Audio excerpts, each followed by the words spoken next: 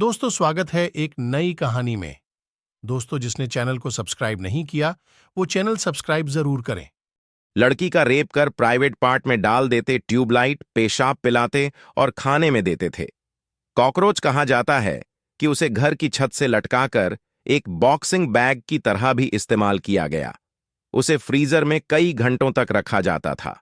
Cigarette और lighter से कई जगहों पर उसके शरीर को जलाया गया।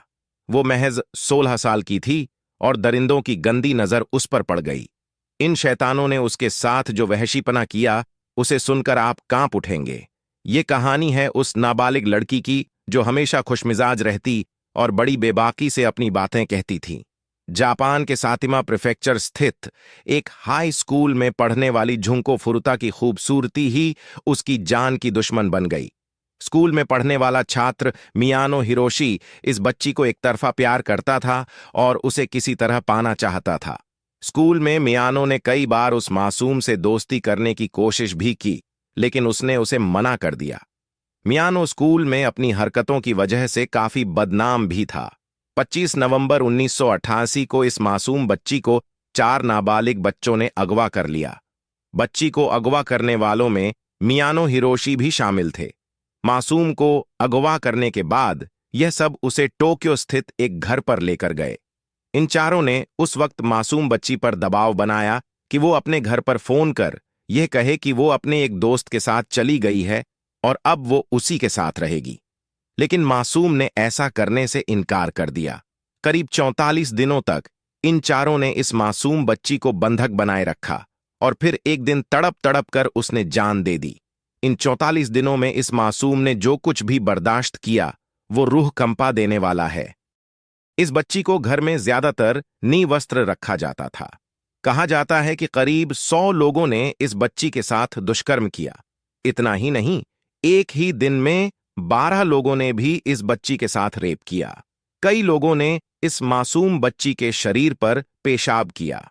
दरिंदों ने इस बच्ची के प्राइवेट पार्ट में बोतल, लोहे की छड़ और ट्यूबलाइट तक डाल दिए। कहा जाता है कि उसे घर की छत से लटकाकर एक बॉक्सिंग बैग की तरह भी इस्तेमाल किया गया। उसे फ्रीजर में कई घंटों तक रखा जाता था। सिगरेट और लाइटर से कई जगहों पर उसके शरीर को जलाया गया। बदमाशों ने उसकी जमकर पिटाई भी की थी। उसकी शरीर की कई हड्डियां टूट चुकी थीं और करीब 30 दिनों बाद वो सांस लेने, खाना खाने और अपने शरीर को हिला डुला पाने में भी नाकाम हो गई थी। ये बदमाश उसे खाने में कॉकरोच देते थे और पेशाब पीने पर मजबूर भी करते थे। 44 दिन तक लगातार टॉर्चर सहने, पिटाई खाने और रेप सहने के बाद यह मासूम उन दरिंदों से अपने लिए मौत की भीख तक मांगने लगी थी। 4 जनवरी 1979 को बदमाशों ने उसे एक खेल महजोंग सॉलिटेयर खेलने के लिए कहा। मासूम बच्ची इसमें जीत गई और फिर इस बात से गुस्साए बदमाशों ने पहले उसकी जमकर पिटाई कर दी और फिर उसके शरीर के कई हिस्सों को जला दिया। पहले से ही बुरी हालत में जी रही यह बच्ची उसी दिन हमेशा हमेशा के लिए दुनिया को अलविदा कह गई। हथियारों ने इस बच्ची के शव को ड्रम में रखकर टोक्यो के कोर्टों में फेंक दिया। जब पुलिस ने इस मामले का खुलासा किया था तब उस वक्त जापान में हर कोई इस विभत्स केस की ही चर्चा कर रहा था। मामले के चारों आरोपी पकड़े गए थे।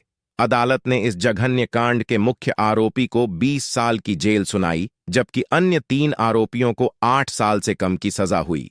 कुछ आरोपियों ने जब अदालत में सजा कम करने की गुहार लगाई